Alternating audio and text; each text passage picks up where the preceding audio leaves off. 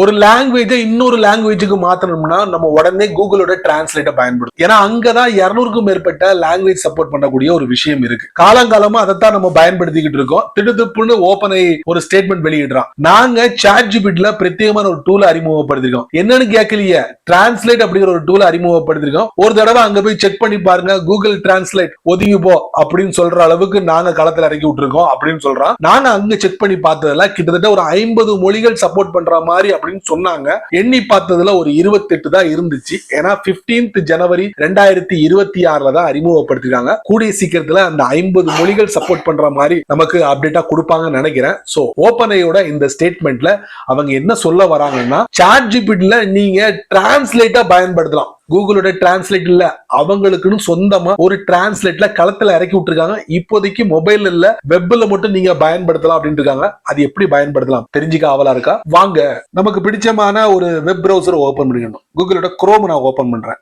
சர்ச்ல போயிட்டு chatgpt.com translate type பண்ணணும். நம்ம சர்ச் கொடுக்கணும். சோ ஓபன் ஆகி பிரத்யேகமா இதுக்குன்னு ஒரு வெப் பேஜை கிரியேட் பண்ணிருக்காங்க. டிடெக்ட் லாங்குவேஜ், இதுல நான் ஆங்கிலத்தை சூஸ் பண்றேன். அதுக்கப்புறம் எந்த மொழிக்கு மாத்தணும், தமிழ். அதுக்கப்புறம் ஒரு டெக்ஸ்ட்டை வந்து பேஸ்ட் பண்ணிக்கோங்க, இல்லைன்னா கிரியேட் பண்ணுங்க. பேஸ்ட் பண்ண உடனே வித்தின் செகண்ட்ல டிரான்ஸ்லேட் பண்ணி கொடுத்துரும். பாருங்க எவ்வளவு ஃபாஸ்டா டிரான்ஸ்லேட் பண்ணி கொடுக்க பாருங்க. வாவ்! சோ நமக்கு பிடிச்ச மாதிரி 4 செட்டப் இருக்கு. அதை நம்ம யூஸ் பண்ணோம்னு வச்சுக்கோங்க, நமக்கு ஏத்த மாதிரி டிரான்ஸ்லேட் பண்ணி கொடுக்கும். Copy to clipboard, translation காப்பீட், ஸ்பீக்கர்லாம் இருக்கு. படிக்க முடியலன்னா ஸ்பீக்கரை போட்டு விட்டீங்கன்னா அதுவே படிச்சு சொல்லிடும் என்னன்ட்டு. இப்போதைக்கு டெக்ஸ்ட் டு டெக்ஸ்ட் வந்து நீங்க ஃப்ரீயா பயன்படுத்தலாம் லாகின் இல்லாம. ஆனா வாய்ஸ், டாக்குமெண்ட், இமேஜ்னா நீங்க லாகின் பண்ணி தான் பயன்படுத்த முடியும். சமல முழுக்க ஏல வந்து செயல்படுது. இந்த மாதிரி சின்ன சின்ன விஷயங்கள் நிறைய தெரிஞ்சுக்கணும் ஆசைப்பட்டீங்கன்னா வழக்கம் போல நம்ம சேனலை ஃபாலோ பண்ணுங்க.